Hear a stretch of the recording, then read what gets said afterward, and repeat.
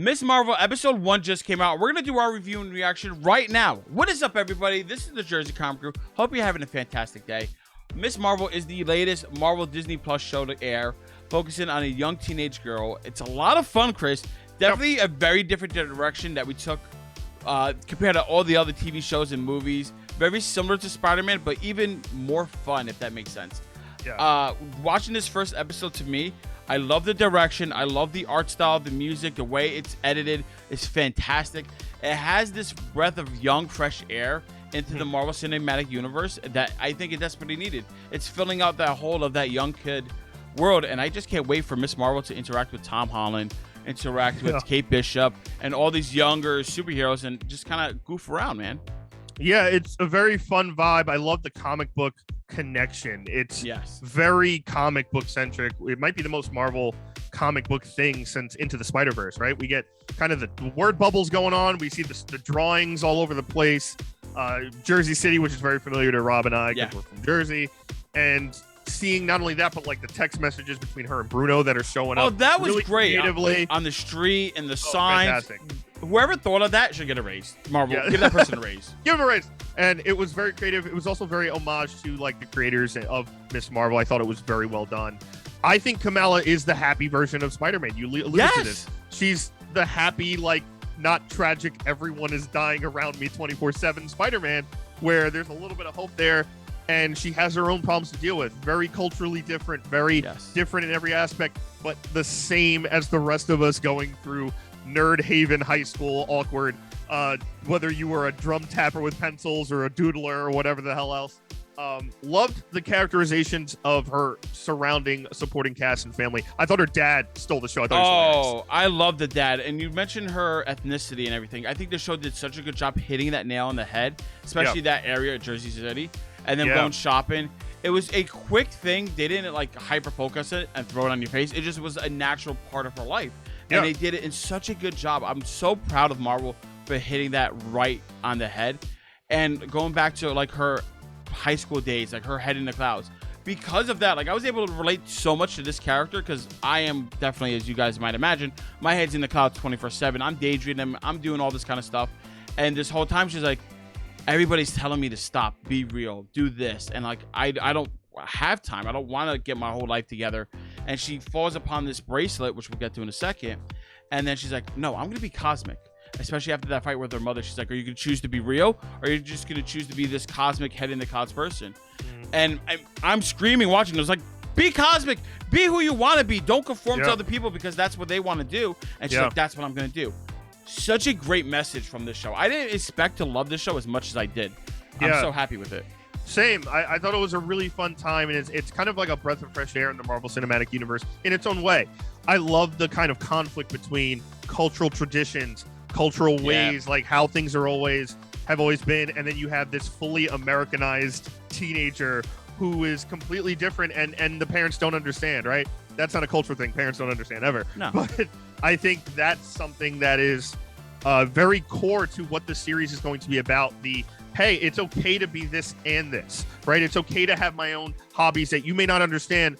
And the trusting that I'm going to take the values and take the lessons I've learned and make myself a better person or continue to be a good person. And I think like Kamala being herself and being this nerd who's obsessed with, Avengers Con, like us being obsessed with Comic Con. It's a very relatable thing to the comic aspect, and also a great viewpoint of her being a super fan of the Avengers and kind of bringing us as fans into the Marvel Cinematic Universe in an interesting way. The main crux of this episode was that Kamala wanted to cosplay and go to the first ever Avengers Con for her YouTube channel. I was like, yes, you make that YouTube channel. We have the same amount of views as she does, Rob. We are doing great. Yeah, I think they mentioned she has like 80,000 subscribers, so we're not going to say that. She had like 5 views on a video. That's fine. There we go. We have more than that. Sometimes. On good days. No, but the great thing is like this whole like her talking with Bruno, her friend, trying to figure out how to get to the con, and he's making all these gadgets. I like the character of Bruno. He's Ned. He's like Ned. He's Ned. But the parents saying, all right, you could go, but your father has to go with you for 2 hours. And he has to dress up as this whole. That was hilarious. The fact that he was fully dressed up, painted green, committed. Father of the year. Great parenting. And this was this awkward situation where like the kids and parents don't know how to communicate to each other sometimes, right? And she's like, Like in one part of her is like, thank you for letting me go, but like I don't want you to go. You're gonna embarrass me. I want to dress up as my own character. And the mother's like, I don't want you to go, but I'm gonna try to, and I made this for you to show how much I love you and care for you and do this. And now you're saying no. She gets upset. Like it's so hard on both sides of the table to understand the other person, especially when she's a parent's not from America, right? Like they're definitely very culturally different. So there's this age class, this father-daughter dynamic, this parent-child dynamic, this cultural difference, all these different things clashing, and she's just like, I can't do this, and she's like, you're not going, which leads her to escape and like do her own thing. Like, what kid is not going to do that if they want to go to AvengerCon? I would do it. I would do it for AvengerCon personally, but like I love that scene because it not only showed the heartbreak of just like parents trying to connect with their kid and their hobby and their passion, and they just don't understand, right? Like it reminds me of being as a kid and like playing like Pokemon Red and Blue and like screaming to like, oh my god, I caught this, and like your parents are like, that's great, good for you. Like, you know, it's like you're speaking in tongues. I mean, to them. Thankfully my parents understood, like my dad understood video games. Okay. My mom did not, because my mom only saw my brother playing Grand Theft Auto killing hookers. My dad saw us playing Crash Bandicoot. Damn it, Mike. So two different things. But then they understood the superhero side because they had an older brother who watched Ninja Turtles and stuff like that. And so when they saw Goku on the screen and us screaming, they're like, I get it.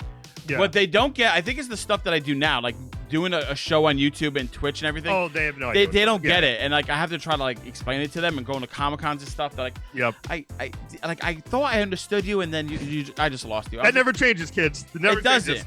But you know what? They try, and that's the sign of a good parent. They tried, and I thought that scene was hilarious where her dad's like literally face painted. He's got the Hulk outfit, and he's like growling. He's got the muscle suit, and I thought it was so funny. And she's just like, no, like I'm 16 now. Like this isn't.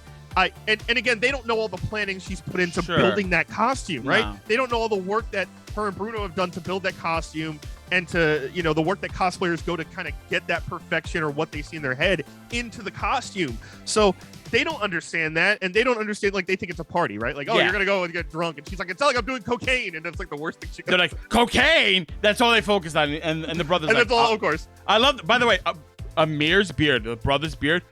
Oh, fantastic. Chef's. I was like, I'm so close to that level. I want to get to your beard. He wants to get to impeccable beard, Amir. Congratulations. I love that, and I love Bruno's connection with her family. Like, he's just part of the family, where like he comes in and he creates like this own Alexa for the dad, and he's just playing with the lights and the TV. Dude, how great was it? Great. He gets there for 2 seconds, and they're like, "You staying for dinner?" She's like, "No," and then she comes out 2 seconds later with all the food. He's like, "How'd you do that?" He's like, "This is mom. This is what I do. You do your tech, you do this." And I was like, "That is so true," because all my friends from the same region, and every time I go there, their mother gives me a load of food. My Italian mom does the same thing, loads of food. It's just food everywhere in every ethnicity. Just food. And it's mothers giving you food, just like in Encanto, where the mother heals you with food. It's the same thing. I loved it. I love that too, and the family aspect is very interesting too, because you also have the gender differences, right? Kamala's a girl, you know, her brother was always able to do whatever he wanted, a lot looser. The older firstborn boy, firstborn boy. She's the younger girl, and she's got quirky and weird, and has all these different. So they're very protective of her, and they live in Jersey City, as they should be. You know, the greatest line of the show to me, Rob, was when she loses her bike outside of the bus, and she's like, "Any chance he'll be there?" He's like, "In Jersey City, 0.0001%." I would have loved for a second later somebody to picked it up and walked away. I thought that would have been great. Grab the bike. I want to talk about the actual cosplay competition at AvengerCon. Really, I want to great montage of everything back and forth, but really want to talk about the bracelet. The bracelet comes on, and then she starts using her powers. And somebody commented in one of our previous videos that the bracelet awakens the Inhuman gene in you. I thought that was pretty cool. I think that's a great idea. But I think, going back to the parents, the mom knows what that was. I do too. She saw it, she shocked, she grabbed it, threw it away. Good shout. I do too. I thought that there was some type of ancestral connection the second the mom had that look. Yeah. And I was like, oh, I wonder what this is going to be. And that paid off immediately, right? We were kind of, we're getting to know these characters. It's episode 1, so there's going to be a lot of character builds. But then we get the payoff of this bracelet comes on, and immediately she's sent to an ancestral plane, which now, Rob, is like the 3rd or 4th we've seen. Yes. Now, you know, we have Wakanda. We see it in the first Black Panther movie. We just saw it in Moon Knight with the Egyptian underworld.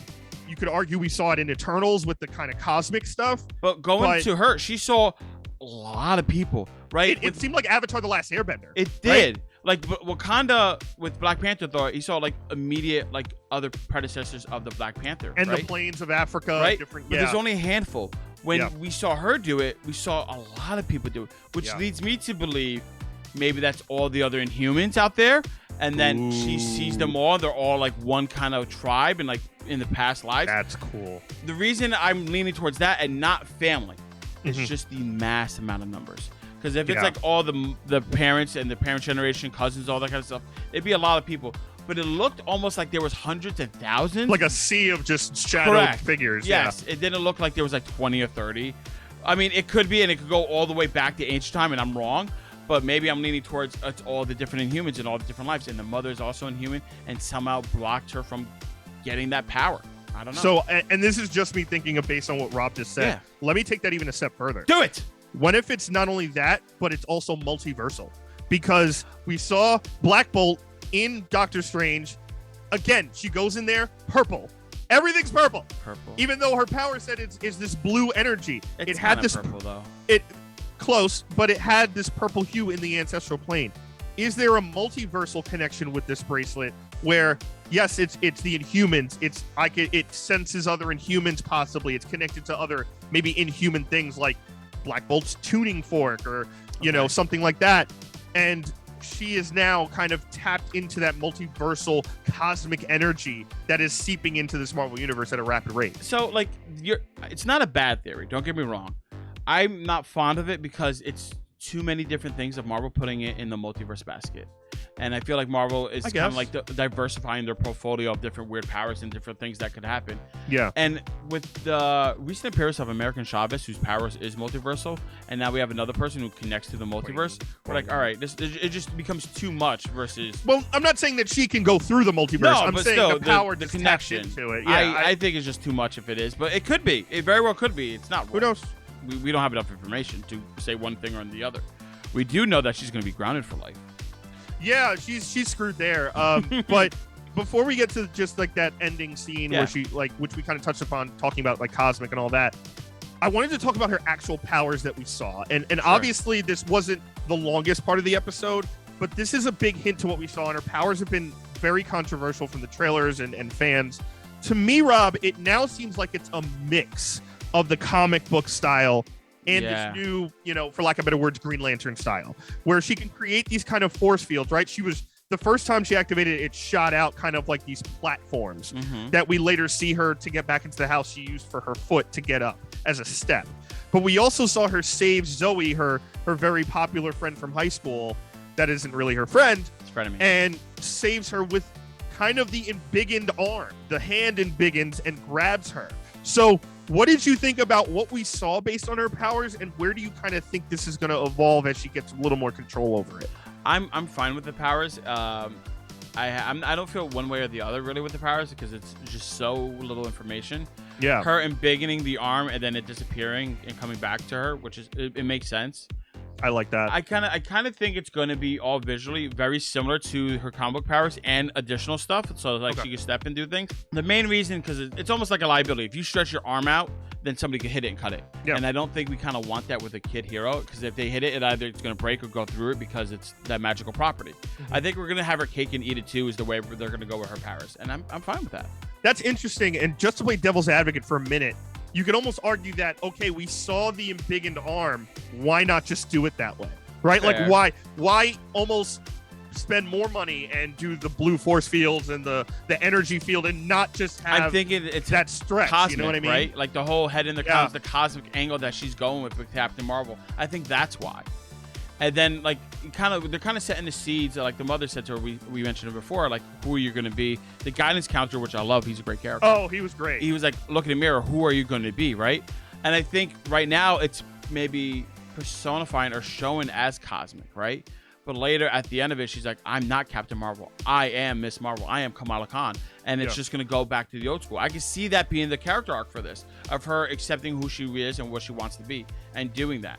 Maybe. Yeah, no, I totally think that's the trajectory they're going. It's definitely going to be a coming of age story. Who do you want to be for the rest of your life? You know, what are the dangers that are involved. There could be a little hints of, some of that Kate Bishop stuff in there where it's like, you don't want to be a hero. This stuff is not easy. There's pain and death and all this stuff involved, and she still fights through it. So I'm interested to see kind of her life is very, at the moment, basic, and it just got crazy, right? How is this going to combine with her friendship with Bruno, who clearly is in love with her, the poor guy? I don't know. Yeah, he is. I think so. He's already friend zoned, poor guy. And the connection with her family, her culture, being this now hero, wanting to be Captain Marvel and basically having that chance basically is going to be something that's going to be interesting going forward in the series. Yeah. Guys, that is our reaction overview of Miss Marvel Episode 1. Let us know what you think down in the comments below, and you should thank us for not making a "we don't talk about Bruno" joke. Hey guys, thanks so much for watching. Leave us a thumbs up, really helps the channel a lot. If you're new, subscribe, turn on notifications, ring that bell. You don't want to miss anything that goes on with our Miss Marvel coverage as we go through the series. And if you missed anything, it's always here on the channel for you. And as always, my name's Chris Heller. That's Rob Moran. We are the Jersey Comic Crew, and we'll see you next time.